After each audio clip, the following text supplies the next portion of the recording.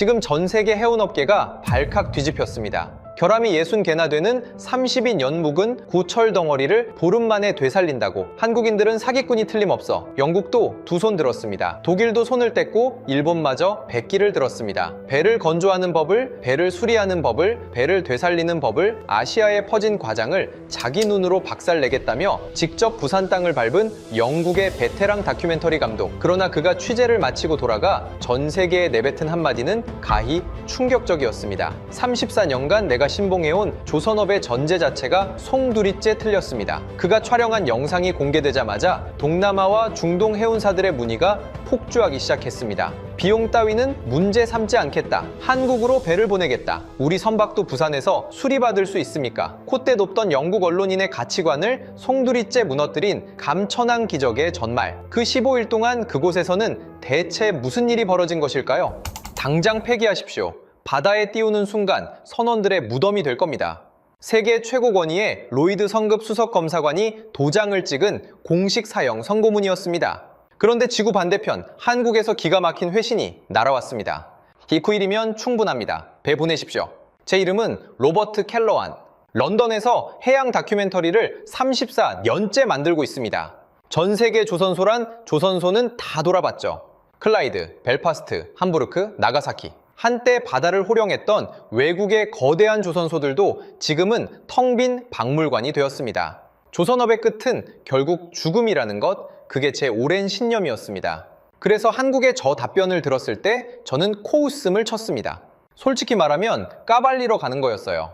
몇 년 전 동남아의 한 수리 조선소에서 납기를 맞추겠다며 대충 땜질만 해서 시한폭탄 같은 배를 바다로 내모는 꼴을 똑똑히 봤거든요. 싸고 빠르지만 결국 선원들의 목숨을 담보로 잡는 허술한 아시아, 수리조선의 민낯. 이미 제 머릿속에는 다큐멘터리 제목까지 정해져 있었습니다. 출발 전날 밤, 그 사형 선고를 내렸던 오랜 친구 콜린 맥킨타이어와 통화를 했습니다. 그는 35년 경력의 깐깐한 영국인 검사관입니다.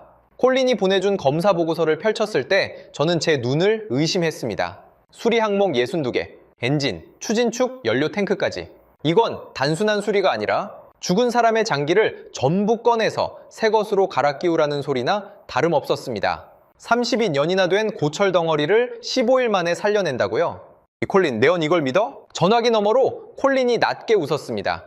로버트, 가서 똑똑히 찍어와. 그 오만한 사기꾼들이 어떻게 무너지는지. 부산 감천항에 도착한 건 이른 아침이었습니다. 택시 문을 열자마자 비릿한 소금기와 매캐한 쇳가루 냄새가 훅 끼쳐왔습니다. 거대한 크레인들이 짐승의 뼈대처럼 하늘을 찌르고 있었죠. 안내를 받아 들어간 수리 조선소 앞바다는 제 상식을 부수는 거대한 철판 구조물이 떠 있었습니다. 길이 210m, 축구장 2개를 이어붙인 크기의 플로팅 도기였습니다. 이 엄청난 규모의 움직이는 조선소가 아시아에 있다는 사실에 첫 번째 충격을 받았습니다. 위에 올라가 보셔도 됩니다. 단단한 철판 바닥 위에 섰을 때였습니다. 갑자기 굉음과 함께 발밑에서 거대한 진동이 올라왔습니다. 바닥이 내려갑니다. 배를 맞이해야 하거든요. 심장이 쿵 내려앉았습니다. 4만 톤짜리 거대한 철판이 통째로 받아 밑으로 가라앉기 시작한 겁니다. 차가운 해수면이 발목을 적시고 순식간에 무릎 높이까지 차올랐습니다. 4만 톤의 쇳덩이가 가라앉는 묵직한 공포감에 저는 본능적으로 난간을 부여잡았습니다. 괜찮으십니까? 누군가 제 어깨를 잡았습니다. 오진호 반장이었습니다. 작업복에는 시커먼 기름때가 훈장처럼 얼룩져 있었고 임에는 땀방울이 맺혀 있었습니다. 악수를 위해 내민 그의 손을 본 순간 저는 숨을 멈췄습니다. 송음 사이사이에 시커먼 쇳가루와 기름이 깊게 박혀있는 투박한 손. 영국 클라이드 조선소에서 평생 용접봉을 잡았던 17살 때 직장을 잃고 고개를 숙였던 제 아버지의 손과 너무나 똑같았습니다. 1시간 뒤 예인선이 32년 된 어선을 도간으로 끌고 들어왔습니다. 처참했습니다. 선체 밑바닥에는 날카로운 조개와 해초가 징그러운 갑옷처럼 다닥다닥 붙어 있었고 철판은 파도에 깎여 붉은 녹물을 뚝뚝 흘리고 있었습니다. 반목 위치가 10cm만 어긋나도 수십억짜리 배가 넘어지며 사람이 깔려 죽는 아찔한 순간, 잠수사들이 물속에서 사투를 벌인 끝에 거대한 고철 덩어리가 마른 철판 위에 안착했습니다. 도저히 믿을 수가 없어서 저는 오진호 반장을 향해 소리쳤습니다. 솔직히 말해주세요. 이 배 정말 살릴 수 있습니까? 반장은 저를 보지 않았습니다. 묵묵히 녹슨 선체를 올려다보며 입을 열었죠. 보름. 콜린 검사관은 폐선이라고 했습니다. 불가능하다고요?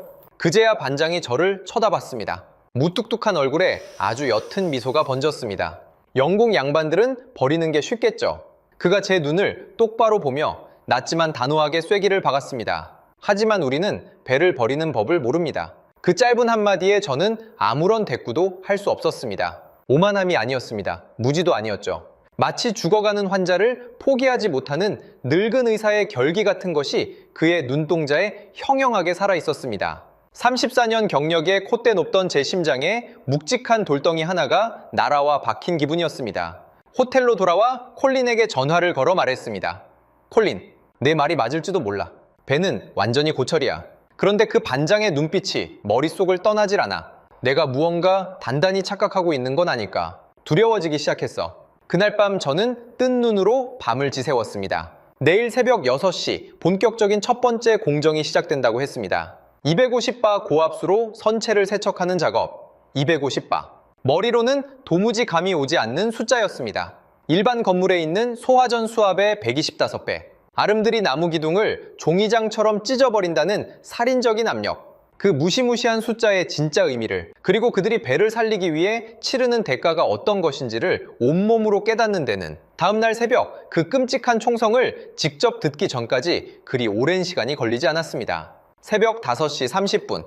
알람이 울리기도 전에 번쩍 눈이 떠졌습니다. 서둘러 택시를 타고 조선소에 도착했는데 6시 작업 시작이라는 말이 무색하게 작업자들은 이미 모든 장비 세팅을 끝내고 숨을 고르고 있었습니다. 그곳에서 현장을 지휘하는 서명은 소장을 처음 만났습니다. 기름때 묻은 낡은 안전조끼를 걸치고 무정의를 쥔 채 무뚝뚝하게 작업 지시를 내리는 40대 후반의 여성. 그녀가 기계공학 박사 학위를 지닌 20년 현장 베테랑이라는 사실은 며칠 뒤에야 알았습니다. 완벽한 두뇌와 거친 현장의 노하우가 그녀의 단단한 몸체 하나에 집약되어 있었죠. 250바가 어느 정도인지 아직 감이 안 오시죠? 서명은 소장이 제게 두꺼운 귀마개를 건네며 물었습니다. 솔직히 그렇습니다. 10초 뒤면 온몸으로 아시게 될 겁니다. 귀마개 단단히 하세요. 두꺼운 방수복에 안면 보호대까지 완전 무장한 작업자가 거대한 금속 노즐을 들고 선체 앞으로 다가갔습니다. 그 육중한 뒷모습은 마치 전장에 나서는 검투사 같았습니다. 그가 심호흡을 하고 반가쇠를 당기는 순간 저는 본능적으로 비명을 지르며 2발자국 뒤로 물러섰습니다. 탕! 그것은 물 뿜는 소리가 아니었습니다. 명백한 총성이었습니다.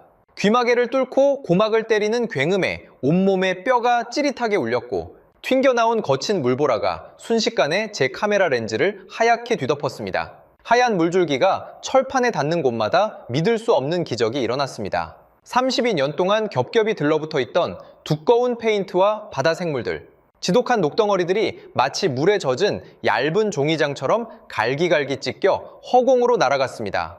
저 물줄기가 사람 살갗에 닿으면 어떻게 됩니까? 살같이 찢기는 정도가 아닙니다. 뼈까지 박살납니다. 서명은 소장이 배 밑바닥에 깔린 두꺼운 나무 받침대를 가리켰습니다. 저게 아비동이라는 나무입니다. 도끼로 힘껏 내리쳐도 이가 빠지는 세계에서 가장 단단한 목재 중 하나죠. 예전에 저 250바 물줄기가 실수로 저 나무에 스친 적이 있었는데 마치 두부 썰리듯 두 동강이 났습니다. 종이장처럼요. 그 무시무시한 물줄기를 지금 사람이 맨팔로 들고 쏘는 겁니다. 저는 할 말을 잃었습니다. 저 살인적인 반동을 오직 2팔의 근력 하나로 버텨내며 하루 종일 배 표면을 깎아낸다고요. 왜 로봇팔 같은 자동화 기계를 안 씁니까? 훨씬 빠르고 안전할 텐데요. 저의 상식적인 질문에 서명은 소장이 단호하게 고개를 저었습니다. 기계는 직선밖에 모릅니다. 하지만 배는 모든 면이 곡선이에요. 미세하게 휘어진 철판의 곡면을 따라가며 250바의 균일한 압력으로 녹을 벗겨내는 건 오직 숙련된 사람의 감각과 손끝으로만 가능합니다. 사람을 대체할 기계는 이 세상에 없습니다. 그제야 저는 제가 얼마나 오만했는지 뼈저리게 깨달았습니다. 값싼 아시아의 노동력이 아니었습니다. 이것은 기술의 경지를 넘어선 거룩한 예술이었고 매 순간 목숨을 건 처절한 전투였습니다. 세척이 끝난 철판은 예상외로 매끈했습니다. 32년의 세월 동안 짠 바닷물에 시달린 철판이라고는 도저히 믿기지 않았죠. 한국이 세계 시장을 뚫어보겠다고 품질에 목숨을 걸던 80년대 시절이 있었습니다. 이 작은 어선 한 척에도 당시 조선소들이 최고급 강제를 아낌없이 때려 넣었죠. 32년 전 한국 조선업의 그 무식할 정도의 장인 정신이 지금 이 배를 버티게 해준 겁니다. 소장의 표정에는 깊은 자부심이 묻어났습니다. 하지만 곧바로 그녀의 눈빛이 매섭게 돌변했습니다. 표면이 멀쩡해 보인다고 끝난 게 아닙니다. 진짜 무서운 건 눈에 보이지 않는 균열이거든요. 철판 속 깊숙이 파고든 머리카락 굵기의 미세한 금을 못 찾으면 바다 한가운데서 바로 그 지점부터 배가 찢어집니다. 침몰이죠. 침몰. 그 한 단어가 등골을 타고 서늘하게 흘러내렸습니다. 눈에 안 보이는 걸 대체 어떻게 찾습니까? 형광쇠가루로 찾아냅니다. 내일은 좀 어두운 데서 봐야 할 겁니다. 형광이 빛나려면 깊은 어둠이 필요하거든요. 어둠 속에서 빛나는 쇠가루. 그 신비로운 비밀을 확인하기 전 저희는 또 다른 거대한 장벽과 마주해야 했습니다. 호텔로 돌아오자마자 콜린에게 250바 고압 세척 영상을 전송했습니다. 불과 10분 뒤 영국에서 곧바로 흥분한 목소리에 전화가 걸려왔죠. 로버트, 이거 진짜 아시아 수리 조선소 맞아? 길이 210m짜리 거대한 플로팅 독에 사람 손으로 250발을 쏘는 세척 장비라니. 우리 로이드 성급 데이터베이스에 이런 미친 규모를 가진 곳은 없었어. 콜린의 놀란 기색이 수화기를 뚫고 전해졌습니다. 하지만 그는 35년의 옹고집을 쉽게 꺾지 않았습니다. 장비가 좋다고 죽은 배가 살아나는 건 아니야. 62가지 결함을, 그것도 가장 핵심인 엔진과 추진축을 고작 보름 만에 살려낸다는 건 경제학적으로도 물리적으로도 여전히 불가능해. 그의 말이 맞을지도 몰랐습니다. 콜린의 그 호언장담이 무참히 박살나기 시작한 건 바로 나흘차 해체 작업부터였습니다. 선체 뒤편에서 작업자 4명이 3톤짜리 방향키 해체에 매달려 있었습니다. 32년 동안 바닷물과 소금기에 찌들어 완전히 하나의 쇳덩어리가 되어버린 볼트 수십 개. 도면조차 남아있지 않은 상황이었습니다. 미국 해군의 거대한 군수선 러더를 역설계해서 새로 만들었다는 기사를 본 적은 있지만 직접 제 눈앞에서 32년 된 쇳덩어리를 뜯어내는 광경을 보는 건 전혀 다른 차원이었습니다. 작업자들은 시뻘건 토치 불꽃으로 녹슨 볼트를 달구고 금속이 팽창한 틈새에 충격 공구를 대고 무자비하게 내리쳤습니다. 좁고 답답한 공간에서 뿜어져 나오는 끔찍한 열기와 굉음 속에서 그들의 작업복은 이미 땀으로 흠뻑 젖어 묵직해져 있었죠. 한번 잡아보시겠습니까? 작업자 한 명이 씩 웃으며 건넨 대형 공구를 무심코 받아드는 순간 제 팔이 바닥으로 툭 떨어졌습니다. 덩치 큰 성인 남자가 두 손으로 들기에도 벅찰 만큼 무지막지한 무게였습니다. 이 짓을 하루 종일 합니까? 매일 합니다. 하지만 3톤짜리 방향키는 애교에 불과했습니다. 진짜 괴물은 엔진과 직접 연결된 4톤짜리 거대한 청동 프로펠러였습니다. 32년 동안 바닷속 엄청난 수압을 견디며 추진축에 압입되어 있던 프로펠러는 유압 프레스를 걸어도 이빨이 시린 짐승 같은 금속의 비명만 질러댈 뿐 1mm도 꿈쩍하지 않았습니다. 한 번, 두 번 숨막히는 실패가 이어졌습니다. 결국 오진호 반장이 직접 나섰습니다. 그는 토치로 축 접합부를 시뻘겋게 달구며 금속이 팽창하기를 끈질기게, 아주 끈질기게 기다렸습니다. 그리고 정확한 타이밍에 수십 톤의 유압을 한 번에 걸며 짐승처럼 소리쳤습니다. 두 명의 덩치 큰 작업자가 대형 오발 해머를 등 뒤로 크게 젖혔다가 축을 향해 온 힘을 다해 내리쳤습니다. 쾅, 쾅, 쾅. 무시무시한 진동이 철판 바닥을 타고 제 심장까지 때렸습니다. 그 순간 퍽 하는 둔탁한 파열음과 함께 4톤의 거대한 쇳덩어리가 밖으로 밀려났습니다. 겨우 1cm. 고작 손가락 한마디도 안 되는 1cm가 벌어졌을 뿐인데 작업자들의 입에서 안도의 거친 숨이 터져 나왔습니다. 32년이라는 질긴 세월의 결합이 마침내 부서지는 순간이었습니다. 무려 4시간의 피말리는 사투 끝에 크레인이 4톤짜리 프로펠러를 바닥으로 천천히 드러내렸습니다. 군데군데 이가 빠지고 긁히고 패인 거대한 내장의 청동 날개.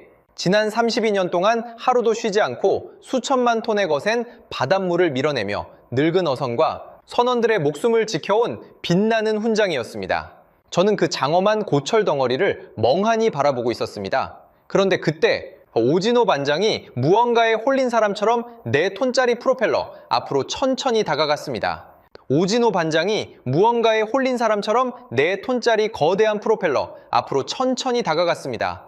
그는 기름때 묻은 낡은 장갑을 벗고 투박한 맨손으로 차갑고 거친 청동 표면을 천천히 쓸어내렸습니다.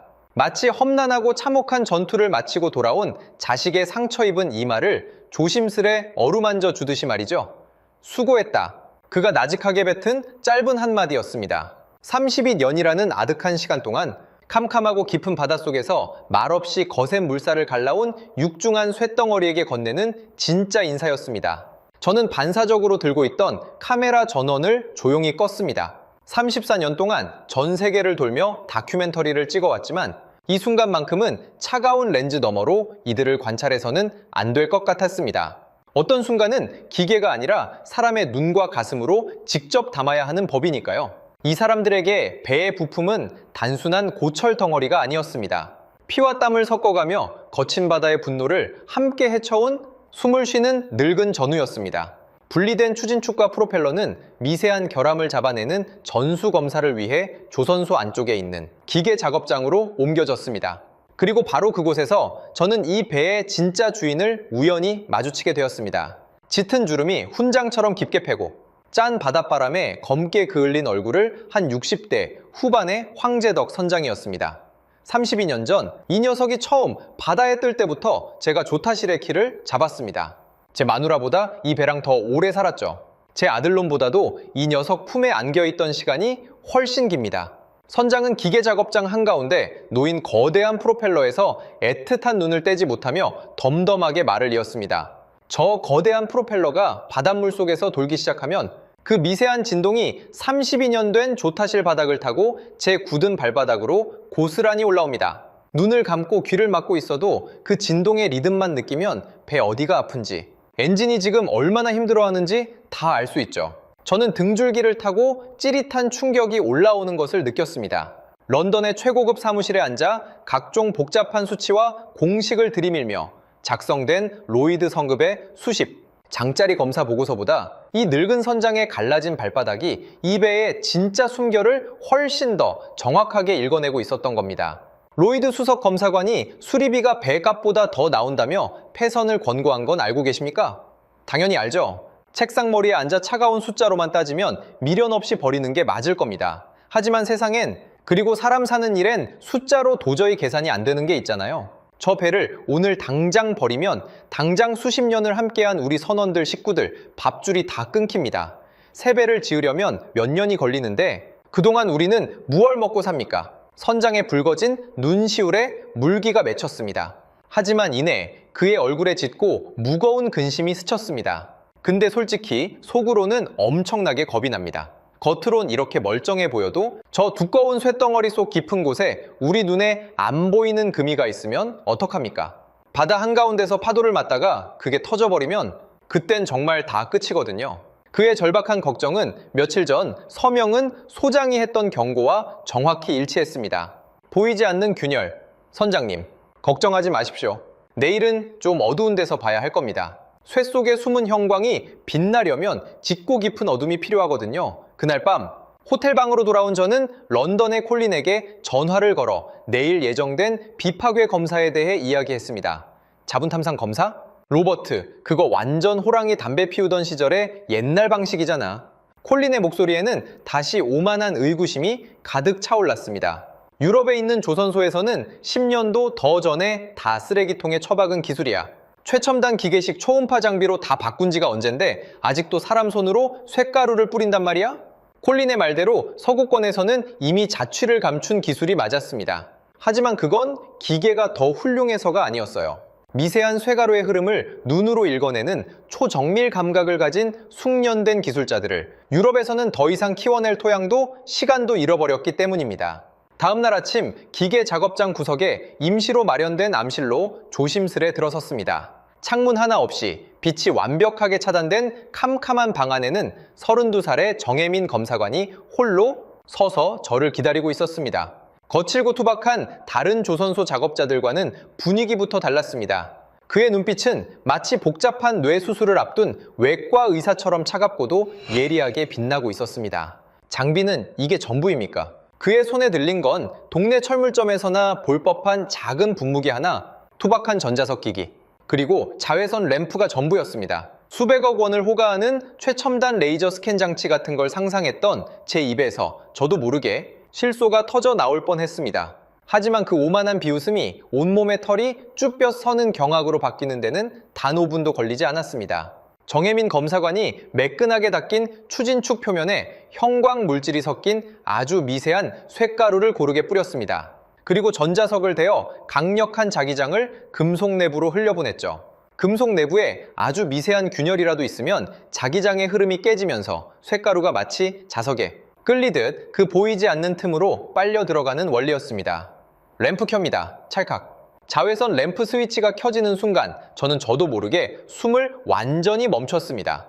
깊은 어둠 속에서 거대한 추진축 덩어리가 은은하고 신비로운 형광 초록빛으로 물들기 시작했습니다.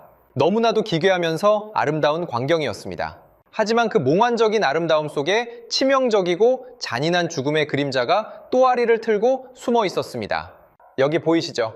정혜민 검사관이 손가락으로 가리킨 곳. 육안으로는 매끈하기만 하던 쇳덩어리 표면에 마치 누군가 밝은 형광펜으로 날카롭게 쫙 그어놓은 것 같은 선명한 초록색 선이 어둠 속에서 섬뜩하게 빛나고 있었습니다. 그것은 마치 피가 흐르는 배의 혈관을 직접 들여다보는 것과 같은 충격이었습니다. 표면에서는 절대 보이지 않고 속으로만 파고든 3cm짜리 미세한 균열, 폭풍우 치는 바다 한가운데서 667톤짜리 거대한 배를 단숨에 두 동강 내고 수십 명의 목숨을 캄캄한 심해로 영원히 끌고 들어가는 데는 이 보잘것없는 3cm의 상처면 충분했습니다. 정말 믿기지 않는 광경이군요. 그때 굳게 닫혀있던 암실 문이 열리며 금발의 여성이 들어왔습니다. 세계 양대 해양 안전기관 중 하나인 노르웨이 선급 DNV 소속의 카린 린드베르크 수석 검사관이었습니다. 전 세계 35 개국 조선소를 제 집처럼 드나들었다는 그녀의 얼굴에 짙은 충격과 감탄이 서려 있었습니다. 노르웨이에서는 인건비와 훈련 시간 때문에 10년 전에 눈물을 머금고 포기한 기술입니다. 초음파 자동 장비가 빠르고 편하긴 하지만 배의 복잡한 곡면 부위에서는 절대 숙련된 사람 손의 정밀도를 따라갈 수 없어요. 기계는 직선만 보니까요. 그런데 이 엄청난 감각을 가진 기술자가 한국에 아직 살아있다니, 그것도 30대 청년이라는 게 솔직히 너무 부럽습니다. 이건 오직 한국이기 때문에 가능한 일이에요.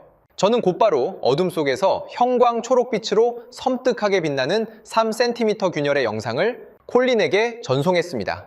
불과 10분 뒤 런던의 콜린에게서 다급한 전화가 걸려왔습니다. 로버트, 방금 네가 보낸 영상 확인했어. 그의 목소리는 미세하게 하지만 분명하게 떨리고 있었습니다. 이건 우리 로이드 성급 본사에 있는 최신 검사 장비보다 훨씬 더 정밀한데 사람 눈과 손으로 이걸 완벽하게 잡아냈다고? 35년 경력의 콧대 높은 영국인 수석 검사관이 자신이 그토록 확신했던 패선 판정이 어쩌면 완전히 틀렸을지도 모른다는 사실을 처음으로 직감한 순간이었습니다. 그의 철벽같이 오만했던 확신에 처음으로 선명한 형광빛 균열이 가고 있었습니다. 하지만 콜린은 이내 애써 흔들리는 목소리를 가다듬으며 최후의 방어막을 쳤습니다. 인정해. 저 한국인들의 검사 기술은 세계 최고 수준이야. 하지만 로버트, 진짜 지옥은 아직 시작도 안 했어. 내 패선 판정 보고서의 가장 결정적인 이유가 뭔지 알아? 바로 32년 묵은 경유 탱크야. 그 안에 들어가면 사람이 떼죽음을 당할 수도 있어. 산소 농도가 기준치 이하로 조금만 떨어져도 사람이 소리 없이 의식을 잃고 영원히 쓰러지는 캄캄하고 거대한 철제 무덤. 그 끔찍한 죽음의 밀폐 공간 안으로 기어이 살아있는 사람의 펄떡이는 몸이 기어 들어가야만 했습니다. 콜린이 경고한 그 지옥의 문이 열리는 날, 감천항 수리조선소의 공기부터가 완전히 달랐습니다. 여느 때 같으면 아침 일찍부터 거친 농담이 오가고 호탕한 웃음소리가 울려 퍼졌을 현장. 하지만 6일차 아침, 작업자들은 마치 거대한 장례식장에라도 온 것처럼 굳은 얼굴로 침묵을 지키고 있었습니다. 평소 감정 변화를 잘 드러내지 않던 오진호 반장의 미간에도 깊고 짙은 주름이 패어 있었죠. 이 배에는 무려 12개의 경유 탱크가 있었습니다. 그중 8개의 해치를 열고 사람이 직접 그 캄캄한 쇳덩어리 속으로 기어들어가 32년 동안 두껍게 떡이 져서 들러붙은 시커먼 기름 찌꺼기와 부식된 슬러지를 맨손으로 벅벅 긁어내야 했습니다. 내부 산소 농도가 18% 밑으로 떨어지면 어떻게 됩니까? 안전장비를 점검하던 서명은 소장에게 물었습니다. 그녀는 얼굴을 굳힌 채 짧게 대답했습니다. 사람이 소리 없이 기절합니다. 그리고 5분 안에 끌어내지 못하면 뇌사하거나 사망합니다. 폭발의 위험성, 밀폐된 공간, 맹독성 가스. 서 소장이 덧붙인 한마디에 제 숨이 턱 막혔습니다. 더 무서운 건 산소 농도가 15%까지 떨어져도 본인은 숨이 막힌다는 걸 전혀 눈치채지 못한다는 겁니다. 그저 조금 나른하고 졸리다고 느낄 뿐이죠. 그렇게 웃으면서 서서히 죽어가는 겁니다. 작업자 한 명이 조심스럽게 첫 번째 탱크의 무거운 쇳덩어리 해치를 반쯤 열고 좁은 틈새로 가스 측정기를 길게 밀어 넣었습니다. 모든 사람의 숨소리가 멎고 오직 파도 소리만 들려왔습니다. 저 작은 기계의 액정 화면에 뜨는 숫자 하나가 살아서 이 배를 걸어 나갈 수 있는지 없는지를 결정짓는 절대적인 판사였습니다. 센서 농도 72. 작업자의 건조한 외침에 오진호 반장이 날카롭게 소리쳤습니다. 하이치 전면 개방에 대형 환기팬 돌려서 강제 배기시켜 거대한 팬이 비명을 지르며 돌아가고 30분이 넘는 피말리는 환기 작업이 끝난 뒤에야 마침내 측정기 액정에 18.1이라는 숫자가 깜빡였습니다. 사람이 들어가도 좋다는 허락이었습니다. 가장 먼저 탱크 안으로 들어가는 작업자의 허리에는 굵고 질긴 밧줄이 단단하게 묶여 있었습니다. 이 밧줄은 뭡니까? 안에서 쓰러지면 밖에서 강제로 끌어올려야 하니까요. 그 말을 듣는 순간 제 심장이 거칠게 요동쳤습니다. 쓰러지면 끌어올려야 한다. 즉, 언제든 사람이 저 캄캄한 구멍 속에서 죽을 수도 있다는 섬뜩한 전제를 깔고 이 지옥 같은 작업을 매일매일 반복한다는 뜻이었습니다. 작업자가 성인 남자의 어깨 너비보다 조금 넓은 좁디 좁은 맨홀 구멍 속으로 몸을 비틀며 기어 들어갔습니다. 쇠와 쇠가 긁히는 날카로운 소리가 소름 끼치게 울려 퍼졌고 그의 몸이 완전한 어둠 속으로 새우르륵 빨려 들어갔습니다. 밖에서는 동료 한 명이 생명줄이나 다름없는 그 밧줄을 팽팽하게 쥔 채 미세한 떨림을 온몸으로 느끼며 서 있었고 다른 한 명은 1초도 눈을 떼지 않고 실시간 가스 측정기의 숫자를 미친 듯이 노려보고 있었습니다. 18.1, 쉘정, 시청9 숫자는 소수점 단위로 미세하게 그러나 분명하게 흔들리고 있었습니다. 캄캄한 무덤 속에서 한 인간이 거친 숨을 내쉬며 치열하게 산소를 태우고 있다는 생생한 증거였죠. 철컥, 철컥. 탱크 밑바닥에서 두꺼운 철판을 박박 긁어내는 소리가 둔탁하게 울려 퍼졌습니다. 32년 동안 겹겹이 쌓인 시커먼 기름 찌꺼기와 부식된 소의 부스러기가 뒤엉킨 역겨운 악취가 좁은 맨홀을 타고 스멀스멀 올라와 제 코를 찔렀습니다. 본능적으로 구역질이 밀려와 고개를 돌려야 했습니다. 한 번 들어가면 얼마나 버틸 수 있습니까? 길어야 30분입니다. 그 이상은 폐가 견디질 못해요. 30분 작업하고 밖으로 나와 거친 숨을 몰아쉬고 또다시 다른 작업자가 교대로 그 지옥 속으로 기어 들어가는 끔찍한 릴레이. 탱크 하나를 완전히 청소하는데 꼬박 3시간. 그런 맹독성 무덤이 무려 8개. 밤낮을 가리지 않고 24시간 내내 밧줄에 목숨을 건 사투가 벌어져야만 보름이라는 미친 일정을 맞출 수 있었습니다. 정확히 30분 뒤 맨홀 구멍 밖으로 거친 숨소리와 함께 작업자 한 명이 기어 올라왔습니다. 헬멧을 벗은 그의 얼굴을 본 순간 저는 들고 있던 카메라를 저도 모르게 등 뒤로 감췄습니다. 땀과 뒤엉킨 시커먼 기름때가 얼굴 전체를 흉측하게 덮고 있었고 방독 마스크 자국만 하얗게 남아 흡사 해골 같은 몰골이었습니다. 폐가 터질 듯 가쁜 숨을 몰아쉬며 바닥에 주저앉은 그 사람의 눈빛은 너무나도 지쳐 보였습니다. 이 끔찍한 순간을 렌즈라는 차가운 기계로 들이밀며 구경꾼처럼 찍어대는 건 인간에 대한 최소한의 예의가 아니라고 생각했습니다. 저는 수건으로 시커먼 얼굴을 거칠게 닦아내는 그 사내에게 다가가 조심스럽게, 아주 조심스럽게 물었습니다. 도대체 왜 매일 목숨을 걸고 이 끔찍한 일을 하시는 겁니까? 40대 중반쯤 되어 보이는 사내가 피 묻은 눈동자로 저를 쳐다보며 희미하게 웃었습니다. 기름때가 낀 입가로 새어나온 그의 한마디는 제 평생 들어본 그 어떤 말보다 묵직하고 처절했습니다. 아들놈 다음 학기 대학 등록금입니다. 내년이면 졸업이거든요. 그 순간 머리를 세게 한 대 얻어맞은 것처럼 제 마음속 거대한 무언가가 무참히 무너져 내렸습니다. 이들은 수백만 달러를 받는 할리우드 영화 속 영웅이 아니었습니다. 불가능을 가능하게 만드는 초인적인 능력자도 아니었습니다. 산소농도 18%의 죽음의 쇳덩어리 속으로 기꺼이 몸을 던지는 이 사내는 그저 자식을 위해, 가족의 밥줄을 위해 자신의 패를 까맣게 태워가며 매일매일 목숨을 거는 이 세상의 가장 위대하고 평범한 아버지였습니다. 아드님은 대학에서 뭘 전공합니까? 기계공학입니다. 저처럼 쇳가루 마시면서 살게 하긴 싫었는데 결국 비슷한 길을 가게 될지도 모르겠네요. 근데 요즘 젊은 애들은 힘들고 더러운 데서 이런 거 안 하려고 하잖아요. 다들 시원한 에어컨 나오는 깨끗한 사무실만 찾지. 옆에서 굳은 표정으로 서 있던 서명은 소장의 얼굴에 깊은 그늘이 졌습니다. 그것은 현장을 책임지는 리더로서 그녀가 안고 있는 가장 거대하고 끔찍한 두려움이었습니다. 250바의 살인적인 수압을 맨손으로 버텨낼 두 팔, 미세한 형광균열을 찾아낼 외과 의사 같은 두 눈, 18%의 캄캄한 밀폐 공간으로 기어들어갈 강인한 폐활량. 만약 이 처절한 현장의 기술을 이어받을 젊은 피가 모두 끊어진다면 언젠가 한국의 조선업도 결국 영국이 걸었던 그 끔찍한 파멸의 길을 똑같이 걷게 될 것이 분명했습니다. 해질녘이 되어서야 그날의 끔찍했던 탱크 청소 작업이 끝났습니다. 바닥에 널브러져 거친 숨을 고르는 작업자들을 뒤로하고 저는 말없이 조선소를 빠져나와 호텔로 돌아왔습니다. 콜린에게 영상도 보내지 않았고 전 세계 수십만 명이 보는 로이드 리스트 데스크에 중간 보고도 하지 않았습니다. 그저 좁은 호텔방 침대에 멍하니 걸터앉아 깊은 어둠 속으로 침잠했습니다. 영국은 잊었지만 여기에는 있었습니다. 제 아버지도 젊은 시절 스코틀랜드 클라이드 조선소에 저 캄캄한 밀폐 탱크 안에서 평생을 일하셨습니다. 매일같이 독한 용접 가스와 시커먼 쇳가루를 마시며 35년을 바치셨죠. 그리고 은퇴하신 지 불과 2년 만에 망가질 대로 망가진 폐 때문에 고통스럽게 숨을 거두셨습니다. 하지만 오만하고 잘난 제 조국 영국은 아버지의 그 숭고하고 피눈물 나는 희생을 쓰레기통에 처박았습니다. 이익이 나지 않는다는 이유로 조선소들을 무자비하게 폐쇄했고 기술과 사람, 그리고 그 안에 깃든 기억마저 모조리 죽여버렸습니다. 어떤 나라는 56년이나 된 낡은 쇠빙선도 기어이 살려 쓰는데 영국은 조선소 자체의 숨통을 끊어버린 겁니다. 그러나 1만 킬로미터 떨어진 지구 반대편 이역만리 한국의 허름한 수리조선소에는 아직 그것이 살아 숨쉬고 있었습니다. 내일 아침이면 또 다른 지옥이 그들을 기다리고 있었습니다.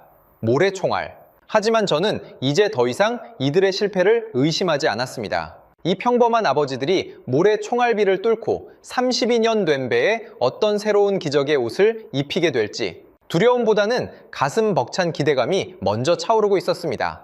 다음날 아침 8일차 현장에 도착하자마자 믿을 수 없는 굉음이 고막을 찢을 듯 울려 퍼졌습니다. 어제 탱크 안에서 벌어졌던 조용하고 처절한 사투와는 차원이 다른 마치 수만 개의 기관총이 철판을 난사하는 듯한 미친 듯한 폭음이었습니다. 오늘은 샌드 블라스팅 작업입니다. 절대 펜스 안으로 들어오시면 안 됩니다. 튕겨나온 모래알에 맞으면 그대로 뼈까지 함몰됩니다. 서명은 소장이 제 팔을 강하게 잡아끌며 경고했습니다. 샌드 블라스팅. 쌀알만한 크기의 강력한 슬래그 연마제를 엄청난 고압으로 뿜어내어 선체 표면에 남은 마지막 찌꺼기까지 완벽하게 깎아내는 무시무시한 작업이었습니다. 멀리서 지켜본 작업자들의 복장은 흡사 우주복 같았습니다. 두꺼운 가죽으로 된 거대한 헬멧이 얼굴과 목 전체를 완전히 덮고 있었고 헬멧 뒤쪽으로는 생명줄이나 다름없는 굵은 에어 호스가 외부의 압축 공기통과 연결되어 있었습니다. 외부에서 깨끗한 공기를 강제로 주입해주지 않으면 단일분도 숨을 쉴 수 없습니다. 사방이 미세한 쇳가루와 돌가루 분진지옥이거든요. 노즐에서 초속 수백 미터로 뿜어져 나온 연마제, 알갱이들이 32년 된 철판을 미친 듯이 두들겼습니다. 그 파괴력은 상상을 초월했습니다. 단 몇 시간 만에 시커멓게 썩어 문드러져 있던 거대한 배의 표면이 뽀얗고 눈부신 은빛 철판으로 완전히 탈바꿈했습니다. 마치 시간을 32년 전으로 되돌려버린 듯한 너무나도 경이롭고 시각적인 쾌감이 온몸을 휘감았습니다. 점심시간, 무거운 가죽 헬멧을 벗은 작업자들의 얼굴은 그야말로 잿빛 유령 같았습니다. 온몸이 뽀얀 돌가루를 뒤집어 쓴 채 바닥에 주저앉아 헉헉거리면서도 그들은 꿀맛 같은 도시락을 삼켰습니다. 그 무거운 가죽 헬멧을 쓰고 하루 종일 고개를 들고 일하면 목이 부러지지 않습니까? 제가 조심스레 묻자 한 작업자가 돌가루가 섞인 땀을 훔치며 웃었습니다. 처음엔 자다가 목이 아파서 엉엉 울었죠. 근데 이 무거운 걸 버티려면 목에 근육이 붙어야 합니다. 한 달 정도 꾹 참고 버티니까 목 근육이 두꺼워지면서 견딜만해지더라고요. 그 한 달을 못 버티고 도망가는 놈들이 태반이지만요. 그 말을 듣고 그의 작업복을 자세히 보니 마치 산탄총에라도 맞은 것처럼 수백 개의 작은 구멍들이 점점이 뚫려 있었습니다. 보호복을 뚫고 들어온 모래총알들이 살갗을 때린 상처의 흔적. 한국의 조선업은 그저 송기술이 좋은 게 아니었습니다. 기술 이전에 상상을 초월하는 육체적 고통을 기꺼이 견뎌내는 이 무식하리만치 끈질긴 인내심. 바로 그것이 30이 된 고철배를 살려내는 진짜 원동력이었습니다. 벌거벗겨진 은빛 철판 위로 이제 새 생명의 옷을 입힐 차례였습니다. 도장 작업. 듣기에는 붓으로 페인트를 칠하는 단순한 일 같지만 사실 배의 수명을 결정짓는 가장 예민하고 치명적인 공정이었습니다. 녹을 막는 방청 도료, 접착제 역할을 하는 타이코트, 바다 생물이 달라붙는 걸 막아주는 붉은 방호 도료까지 총 3종류의 도료를 무려 4번이나 반복해서 칠하고 완전히 마를 때까지 기다렸다가 다시 칠하는 지독하게 지루하고 고통스러운 인내의 싸움이었죠. 만약 한 겹이라도 덜 마른 상태에서 성급하게 다음 겹을 더 칠하면 어떻게 됩니까? 오진호 반장이 하늘을 올려다보며 무겁게 입을 열었습니다. 바다에 나가자마자 페인트가 전부 뱀 허물처럼 벗겨집니다. 그리고 그 맨살이 드러난 틈새로 소금물이 파고들어단 며칠 만에 철판 전체가 시뻘겋게 부식되죠. 육지에서는 멀쩡해 보이는데 바다 한가운데서 그 사달이 나면 배는 그날로 끝장입니다. 보이지 않는 균열, 보이지 않는 탱크 속 가스에 이어 이번엔 보이지 않는 품질과의 처절한 싸움. 남은 시간은 단 6일. 하늘의 변덕스러운 날씨까지 도와주어야만 맞출 수 있는 미친 일정이었습니다. 그날 밤, 저는 떨리는 손으로 지금까지 찍은 모든 작업 영상을 하나로 묶어 런던의 콜린에게 전송했습니다. 250바의 총성, 형광, 초록빛의 균열, 18% 산소 무덤, 은빛으로 빛나는 모래총알의 기적까지 영상을 보낸 지 정확히 30분 뒤 영국의 콜린에게서 다급한 국제전화가 걸려왔습니다.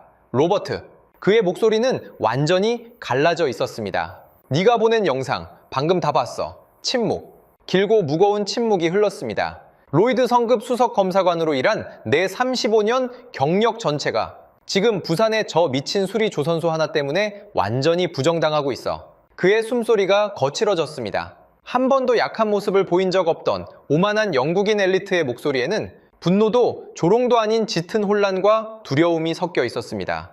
나 지금 당장 비행기 티켓 끊는다. 내가 직접 부산으로 가야겠어. 내가 틀렸을 수도 있다는 걸 내 두 눈으로 직접 확인해야만 직성이 풀리겠어. 35년 경력의 콧대 높은 로이드 수석 검사관이 자신이 내린 패선 판정을 제 손으로 뒤집기 위해 태평양을 건너오고 있었습니다.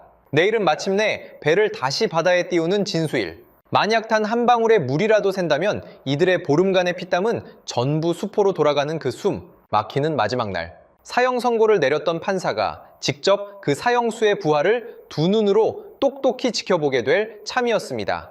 콜린이 감천항 수리 조선소에 도착한 건 이른 아침이었습니다. 늘 런던의 최고급 양복점 맞춤 슈트만 고집하던 그가 웬일로 넥타이를 풀어 헤친 구겨진 점퍼 차림이었습니다. 비행기에서 한숨도 자지 못한 듯 눈은 붉게 충혈되어 있었지만 그의 눈빛만큼은 판결을 내리러 온 판사의 오만함이 아니라 진실을 갈구하는 순례자처럼 예리하게 빛나고 있었습니다. 멀리서 오시느라 수고 많으셨습니다. 안전모를 쓴 서명은 소장이 콜린에게 손을 내밀었습니다. 콜린은 악수를 받으며 특유의 직설적인 화법으로 뼈있는 농담을 던졌습니다. 패선 판정을 내린 놈이 살아서 다시 돌아왔는데 쫓아내지 않으시니 다행이군요. 서 소장은 흔들림 없는 눈빛으로 가볍게 응수했습니다. 쫓아낼 이유가 있습니까? 검사관님께서 직접 두 눈으로 확인하시면 그 보고서의 내용이 어떻게 틀렸는지 가장 확실하게 아시게 될 텐데요. 현장 투어가 시작되었습니다. 콜린은 말없이 서 소장이 내미는 작업 기록처를 하나하나 넘기기 시작했습니다. 250바 고압 세척 당시의 수압 데이터, 4톤 프로펠러의 해체 과정, 18% 산소 탱크에서의 가스 측정 기록, 콜린의 짙은 눈썹이 위아래로 꿈틀거렸습니다. 그리고 마침내 정혜민 검사관이 암실에서 촬영한 형광 쇳가루 비파괴 검사 결과지를 받아든 순간, 콜린은 안경을 벗고 눈을 비빈 뒤 종이가 뚫어질 듯 결과지를 처음부터 다시 꼼꼼하게 읽어 내려갔습니다. 소장님, 콜린의 목소리가 얕게 떨렸습니다. 이 초정밀 검사가 정말 30대 청년 한 사람의 손과 눈으로 이루어진 게 맞습니까? 그렇습니다. 저희 조선소의 표준 비파괴 검사 방식입니다. 콜린은 결과지를 내려놓고 하늘을 올려다보며 긴 한숨을 내쉬었습니다. 놀랍군요. 이건 현재 우리 로이드 성급 본사에서 사용하는 최고급 기계식 장비의 정밀도를 아득히 뛰어넘는 수준입니다. 아니, 우리 로이드의 엄격한 선박 상태 평가 기준조차 완전히 상회하고 있어요. 전 세계 해양 안전을 책임진다는 우리가 아시아의 작은 수리 조선소 하나를 오해하고 헐뜯고 있었던 겁니다.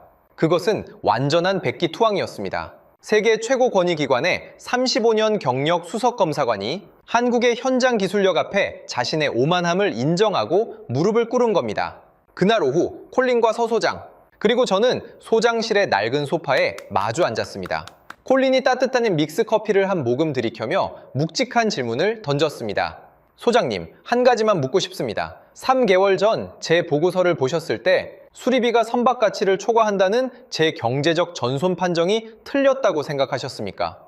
서 소장은 찻잔을 내려놓고 창밖을 내다봤습니다. 붉은 방호 도료가 칠해진 거대한 선체가 눈부시게 빛나고 있었습니다. 아니요, 책상머리 숫자로만 따지면 검사관님의 판정이 100% 맞습니다. 그런데 도대체 왜 고치기로 결심한 겁니까? 왜 굳이 그 위험하고 돈도 안 되는 짓을? 서 소장의 시선이 창밖에서 다시 콜린에게로 향했습니다. 새 배를 주문하면 건조하는데 최소 몇 년이 걸립니다. 최근 로이터 통신 기사에서도 보셨겠죠. 노후선을 무리해서라도 끌고 가는 선주들의 현실을요. 배 한 척이 바다로 나가지 못하면 32년을 이 배와 함께한 황 선장님은 당장 내일 무얼 먹고 삽니까? 그 밑에서 십수년을 동고동락한 수십 명의 선원들, 그리고 그들의 가족들은 당장 길거리에 나앉아야 합니다. 책상머리의 숫자는 결코 인간의 삶을 책임져 주지 않습니다. 서 소장의 목소리가 조금씩 단단해졌습니다. 배 한 척이 곧 그 사람들의 인생 전부입니다. 검사관님, 숫자로 계산이 안 되는 게 바로 그겁니다. 소장실 안에는 숨 막히는 긴 침묵이 흘렀습니다. 콜린은 한참 동안 아무 말도 하지 못한 채 빈 찻잔만 만지작거렸습니다. 그렇군요. 콜린이 마침내 입을 열었습니다. 그의 목소리에는 깊은 부끄러움과 회한이 묻어 있었습니다. 제 35년짜리 보고서에는 수많은 숫자와 공식들이 있었지만 정작 가장 중요한 단 하나의 항목이 빠져 있었습니다. 사람의 인생이라는 항목 말입니다. 그 말을 들은 서 소장의 입가에 아주 옅고 따뜻한 미소가 번졌습니다. 그것은 오만한 영국인을 굴복시켰다는 승리의 미소가 아니었습니다. 치열한 현장의 진심을 마침내 알아주는 진짜 전문가를 만났다는 뭉클한 안도감의 미소였습니다. 그날 밤, 감천항 근처의 허름한 횟집에서 콜린과 마주 앉아 독한 소주잔을 부딪혔습니다. 처음 맛보는 쓴 소주에 콜린의 얼굴이 붉게 달아올랐지만 그는 영어프 잔을 비워냈습니다.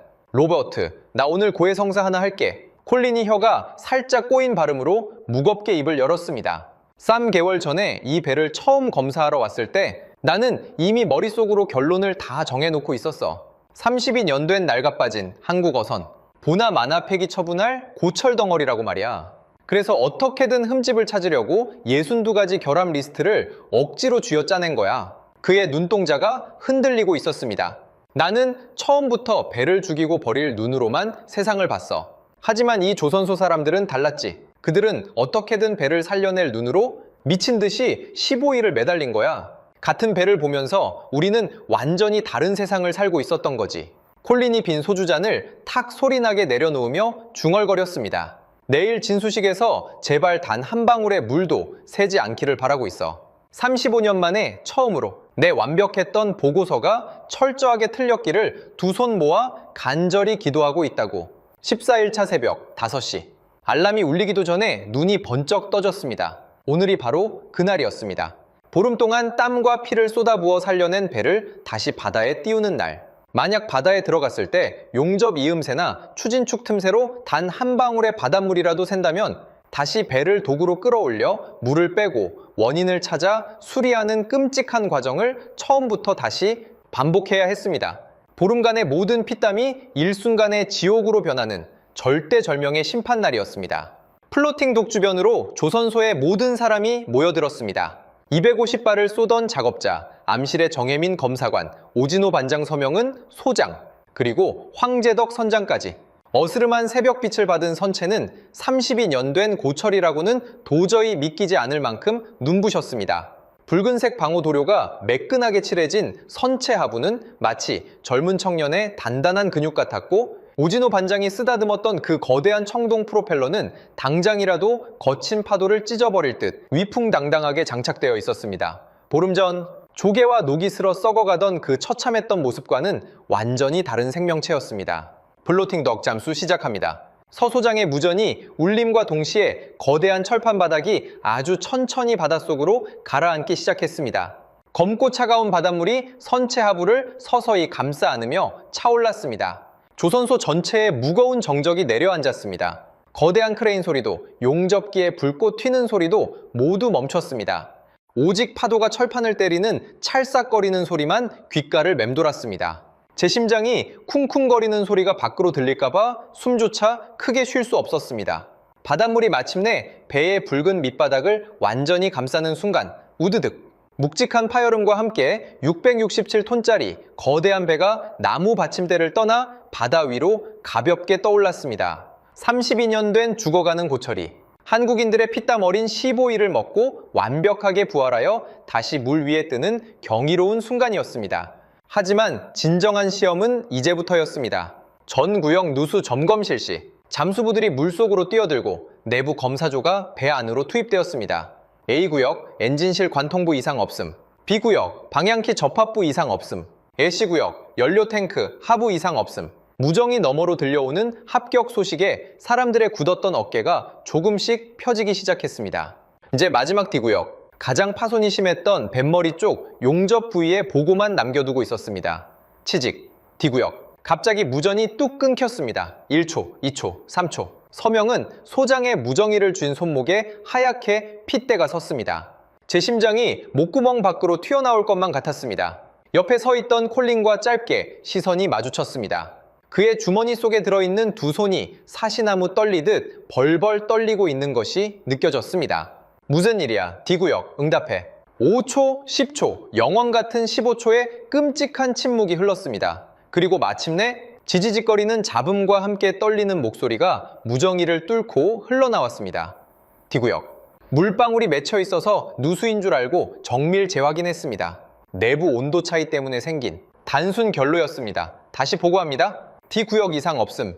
전 구역 누수 점검 완료. 완벽합니다. 결로였습니다. 그 한마디가 떨어지는 순간 오진호 반장이 하늘을 보며 굵게 고개를 한번 끄덕였습니다. 그것이 신호였습니다. 와, 요란한 함성이나 환호성은 없었습니다. 그저 묵묵히 곁에 있는 동료의 어깨를 강하게 쳐주고 눈가가 붉어진 차에 서로를 끌어안는 묵직하고 조용한 박수 소리만이 감천항의 아침을 가득 채우고 있었습니다. 오진호 반장이 물 위에 떠있는 붉은 선체를 조용히 올려다보고 있었습니다. 반장님, 해내셨습니다. 제가 떨리는 목소리로 축하를 건네자 반장은 그 특유의 무뚝뚝한 표정으로 덤덤하게 대꾸했습니다. 저 배가 바다로 나가서 파도를 이겨내고 선원들이 무사히 그물 가득 고기를 잡아 올리는 것, 저 녀석이 다시 안전하게 만선을 하고 돌아오게 만드는 것, 제가 할 수 있는 건 그 마음으로 쇳덩어리를 매만지는 것밖에 없습니다. 거창한 철학도 위대한 사명감도 아니었습니다. 그저 고단한 삶의 바다로 다시 나아가는 동료들의 무사 생환을 비는 뱃사람들의 뼛속 깊은 진심. 그때 황제덕 선장이 반장 앞으로 천천히 다가왔습니다. 32년을 배와 함께 늙어버린 선장. 붉게 충혈된 눈으로 그는 아무 말 없이 두 손을 뻗어 반장의 굳은 살 박인 투박한 두 손을 꽉 움켜쥐었습니다. 그 어떤 화려한 수식어도 필요 없는 순간이었습니다.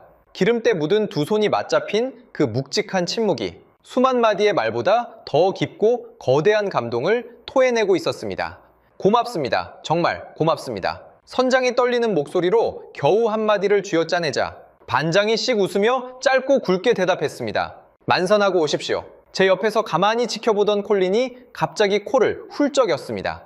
고개를 돌려보니 35년 경력의 깐깐한 영국인 수석검사관의 눈가에 눈물이 그렁그렁 맺혀 있었습니다. 로버트, 빌어먹을 바닷바람이 오늘따라 유독 눈이 시리게 만드는군.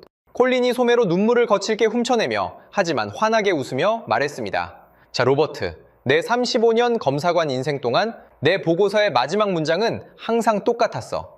수리 완료. 운항 적합 판정. 하지만 오늘은 내 평생 처음으로 그 보고서의 문장을 완전히 바꿔 써야겠어. 이 사람들이 보름 동안 저 낡은 배에 한 짓은 단순한 수리가 아니야.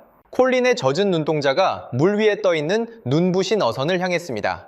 이건 기적이야. 완벽한 부활이라고. 다음날 아침 찬란한 햇살이 감천항의 바다를 덮을 때 수리를 마친 어선이 마침내 출항 준비를 마쳤습니다. 부두에 서서 배를 바라보는데 뱃속에서 울려 퍼지는 엔진 소리부터가 완전히 달랐습니다. 보름 전 플로팅 독 위에서 처음 들었던 죽어가는 짐승의 헐떡임이 아니었습니다. 일정한 강역으로 낮고 무겁게 쿵쾅거리는 12기통 2400마력의 거친 심장 박동. 그것은 방금 태어난 젊고 건강한 생명체의 완벽한 리듬이었습니다. 조타실 창문 너머로 황제덕 선장이 굳건하게 서 있는 모습이 보였습니다. 32년 된 배와 32년을 함께 늙어온 선장. 배가 다시 바다로 나간다는 것은 숫자로 계산할 수 없는 그의 인생이 여기서 멈추지 않고 계속해서 흘러간다는 것을 의미했습니다. 선장이 창밖으로 저를 향해 짧게 손을 들어 올렸습니다. 저 역시 말없이 손을 들어 답했습니다. 그 담백한 인사 속에 우리가 나눈 보름간의 뜨거운 기억이 모두 녹아 있었습니다. 백고동이 우렁차게 감천항을 울렸습니다. 부항. 배가 천천히 육지를 등지고 바다를 향해 나아가기 시작했습니다. 수면 아래에서 거대한 물거품이 요동치며 하얀 물결을 만들어냈죠. 오진호 반장이 어루만졌던 바로 그 4톤짜리 거대한 프로펠러가 힘차게 바다를 가르며 배를 밀어내고 있는 것이 분명했습니다. 붉은색 방호 도료가 칠해진 배의 하부가 깊은 바닷물 속으로 잠기고 파란색 상부만이 수평선을 향해 점점 작아지더니 이내 푸른 바다와 하나가 되어 완전히 시야에서 사라졌습니다. 배가 사라진 텅 빈 바다를 한참 동안 응시하고 있던 오진호 반장에게 다가가 물었습니다. 반장님, 이 힘들고 위험한 일을 35년 동안이나 계속하시는 진짜 이유가 뭡니까? 반장이 저를 돌아보며 씩 웃었습니다. 늘 무뚝뚝하던 그의 얼굴에 가장 편안하고 소년 같은 웃음이 번졌습니다. 배운 게 도둑질이라고 다른 거 할 줄 아는 게 없어서요. 그리고 그냥 배가 좋아서요. 그 단순하고 무식한 한마디가 묵직하게 가슴을 때렸습니다. 250바의 살인적인 수압을 맨몸으로 버텨내고 18% 산소의 무덤 속으로 기꺼이 몸을 던지는 이유. 대단한 사명감이나 거창한 철학이 아니었습니다. 그저 다른 걸 할 줄 몰라서, 그리고 자기가 만지는 배가 좋아서 그 순박하고 투명한 진심이 기적을 만들어낸 진짜 동력이었습니다. 호텔로 돌아온 저는 런던 로이드 리스트 본사로 보낼 기사의 첫 줄을 쓰기 위해 노트북을 열었습니다. 싸고 빠르지만 허술한 아시아 수리조선의 민낯. 제가 부산행 비행기를 타며 오만하게 정해두었던 그 기사 제목을 백스페이스 키를 눌러 조용히 지웠습니다. 그리고 떨리는 손가락으로 새로운 제목을 타이핑했습니다.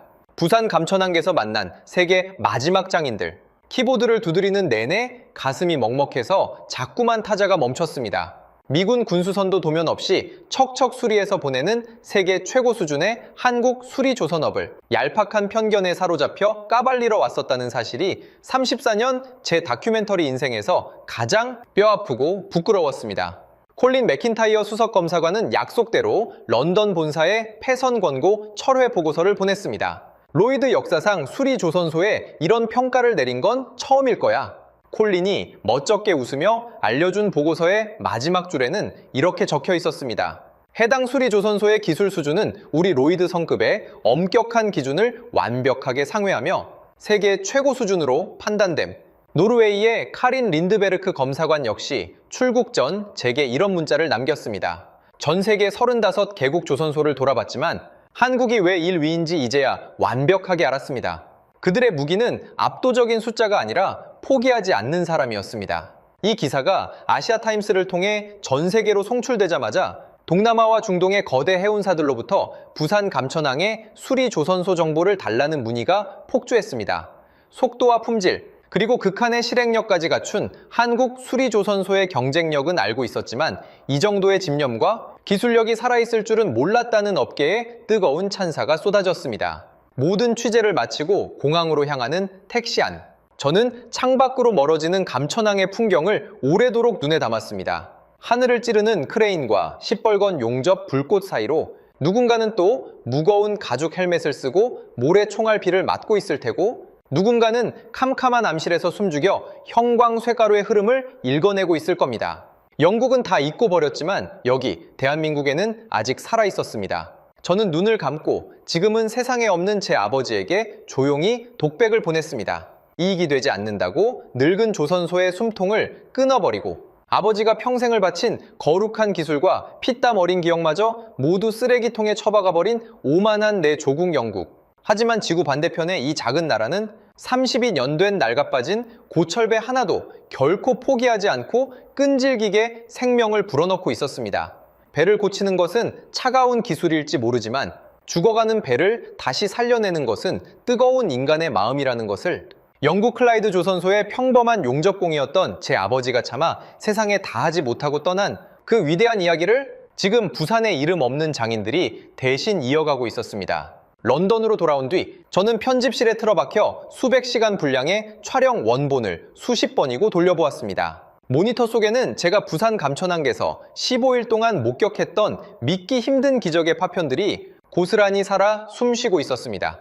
고막을 찢어버릴 듯한 250바 고압 세척기의 굉음 속에서 묵묵히 쇳덩어리와 사투를 버리던 거친 뒷모습, 칠흑 같은 암실에서 자외선 램프 하나에 의지한 채 마치 피가 흐르는 배의 혈관을 짚어내듯 3cm의 치명적인 형광 초록빛 균열을 찾아내던 30대 청년의 차갑고 예리한 눈빛, 산소 농도 18%의 캄캄하고 끔찍한 철제 무덤 속에서 아들의 대학 등록금을 위해 시커먼 기름때를 뒤집어쓰고 기어 나오며 희미하게 웃던 이 시대, 평범한 아버지의 얼굴. 수만 개의 모래총알비를 온몸으로 두들겨 맞으면서도 결코 물러서지 않았던 무거운 가죽 헬멧의 작업자들.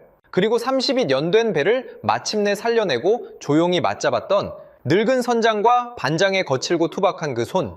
영국 공영방송을 통해 저의 다큐멘터리가 유럽 전역에 송출되던 날 밤, 시청자 게시판은 그야말로 감동의 도가니로 발칵 뒤집혔습니다. 한때 세계 해양을 지배했지만 지금은 효율과 자본의 논리에 밀려 모든 것을 포기해버린 영국인들에게 지구 반대편 한국의 이름 없는 장인들이 보여준 숭고한 집념은 묵직한 충격이자 커다란 부끄러움이었습니다. 클라이드 조선소에서 제 아버지와 함께 평생 용접봉을 잡았다가 쫓겨났던 은퇴한 노인들로부터 수십 통의 전화가 걸려왔습니다. 화면 속 한국 장인들의 기름 묻은 손을 보며 밤새 소리내어 울었다는 늙은 노동자들의 떨리는 목소리.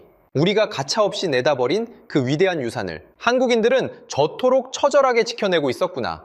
다큐멘터리가 방영된 직후 로이드 성급 본사는 공식적으로 노후 선박의 검사 매뉴얼을 전면 재검토하기 시작했습니다. 단순히 서류상의 숫자로만 패선을 결정하던 기존의 오만한 관행을 반성하고 한국의 수리조선소가 보여준 완벽한 기술력을 새로운 생명 연장의 기준으로 삼겠다는 충격적인 발표였죠. 전 세계 해운업계의 흐름도 완전히 뒤바뀌었습니다. 싸고 빠르게만 고치려던 글로벌 선주들이 이제는 비용과 시간이 더 들더라도 확실하게 배의 생명을 연장해 줄 수 있는 부산 감천항으로 뱃머리를 돌리기 시작했습니다.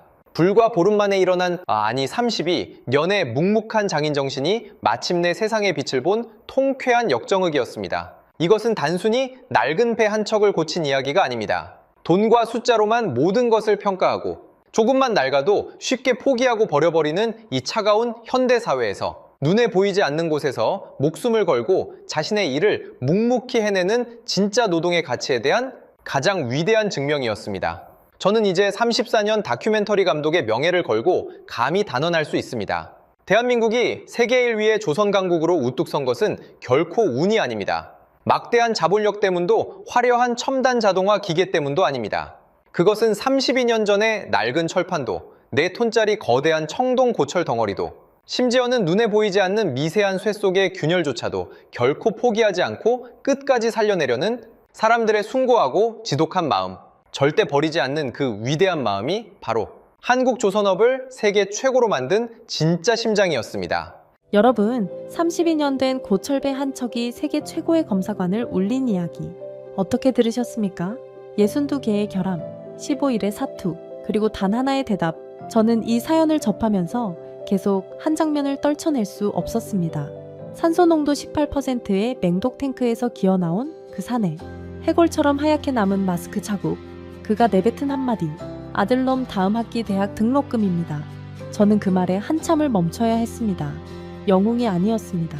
그냥 아버지였습니다. 죽을 수도 있는 쇳덩어리 무덤 속으로 아들 등록금 하나 때문에 매일 기어 들어가는 아버지. 그 아버지들이 만들어낸 기적 앞에서 35년 경력의 영국인은 소매로 눈물을 훔치며 말했습니다. 빌어먹을 바닷바람이 오늘따라 눈을 시리게 만드는군. 버리지 못하는 마음이 결국 버릴 수 없는 사람을 만든 겁니다. 가슴이 뜨거워지셨다면 댓글에 만선 두 글자만 남겨주십시오. 구독과 좋아요 한 번이 그 이름 없는 아버지들의 하루를 조금 더 오래 기억하는 일이 됩니다. 이 이야기가 더 멀리 닿길 바라신다면 지금 공유해 주십시오. 그분들은 오늘도 탱크 속으로 들어갑니다.